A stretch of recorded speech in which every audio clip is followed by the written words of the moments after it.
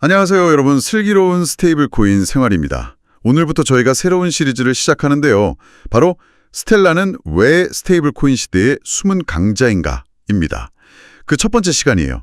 사실 많은 분들이 리플은 잘 아시는데 스텔라는 상대적으로 좀 덜 알려진 면이 있잖아요. 그래서 이번 시간을 통해 왜 우리가 지금 스텔라를 주목해야 하는지, 왜 숨은 강자라고 부르는지 한번 파헤쳐 보려고 합니다. 네, 반갑습니다.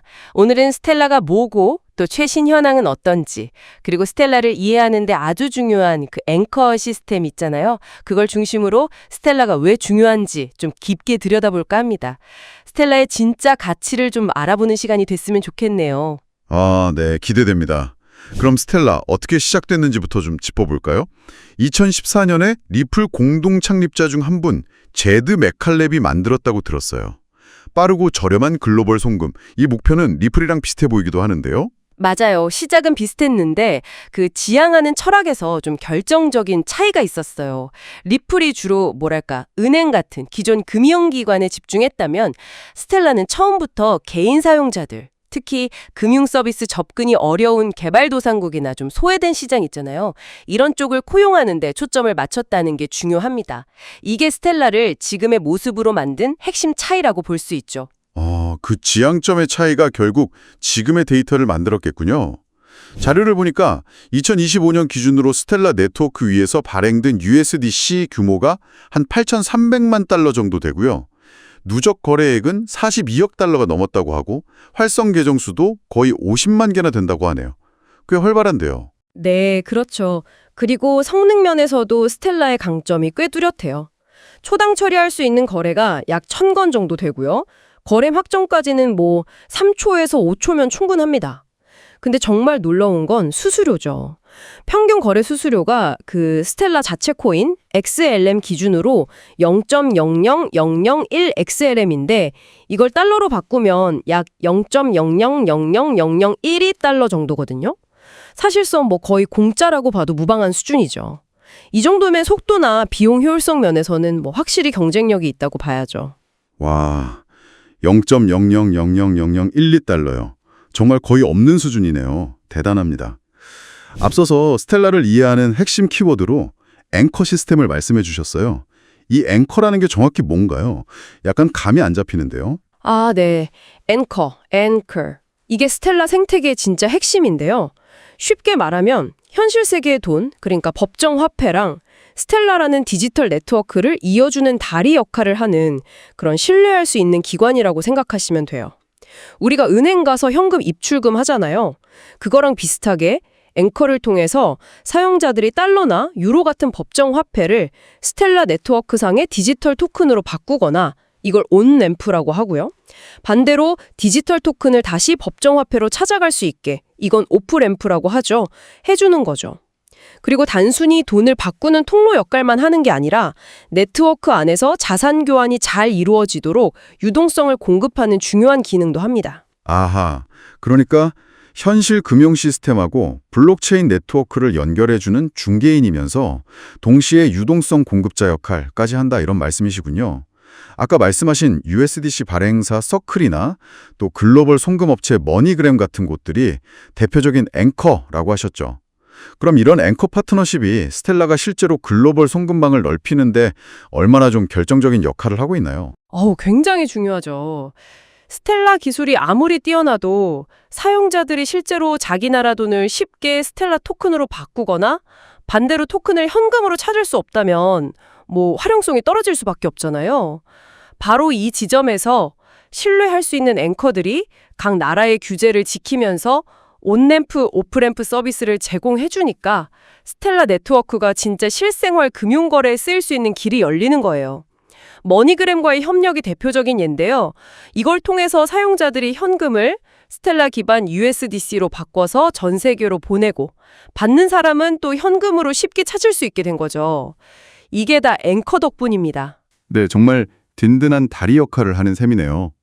그런데 이 앵커라는 이름 때문에 저도 처음에 좀 헷갈렸는데 많은 분들이 앵커 코인, ANKR이랑 혼동하시는 경우가 있더라고요.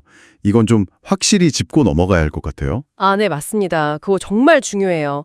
이름이 비슷해서 진짜 많이들 헷갈려 하시는데 이건 완전히, 정말 완전히 다른 개념입니다.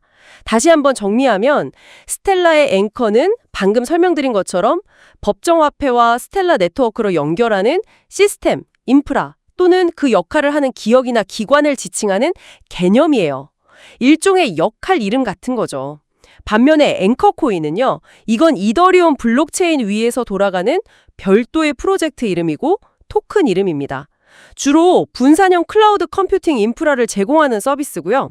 그러니까 네트워크도 다르고 목적도 완전히 다른 전혀 별개의 프로젝트라는 점을 꼭 기억하셔야 합니다. 혼동하시면 안 돼요. 아, 명확하게 설명해 주셔서 감사합니다. 이제 확실히 구분이 되네요.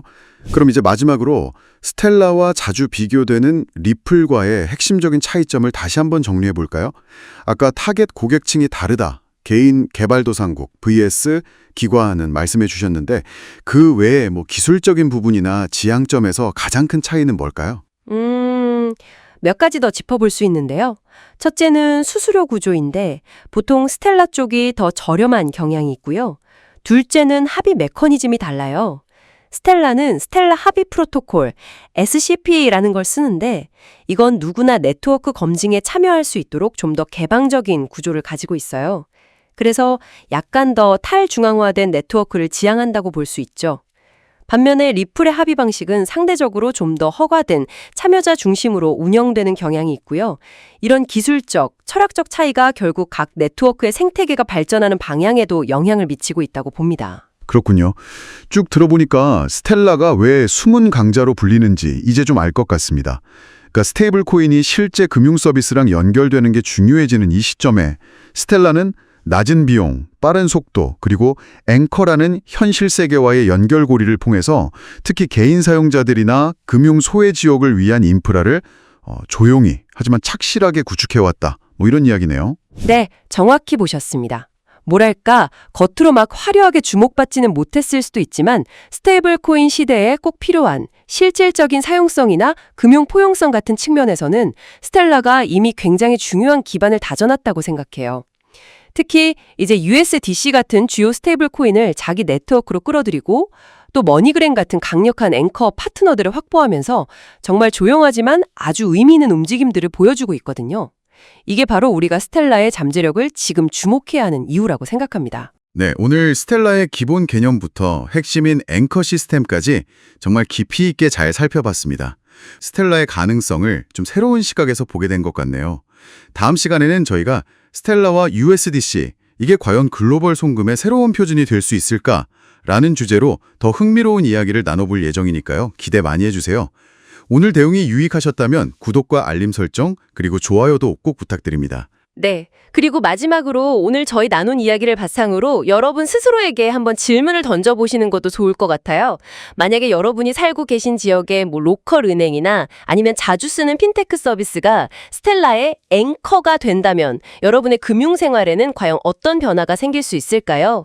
국경 간 송금이나 결제가 얼마나 더 쉽고 저렴해질 수 있을지 한번 상상해 보시는 것만으로도 스텔라가 가진 미래 가치를 조금이나마 가늠해 보실 수 있지 않을까 싶습니다. 슬기로운 스테이블 코인 생활, 오늘은 여기서 마무리하겠습니다. 고맙습니다. 감사합니다.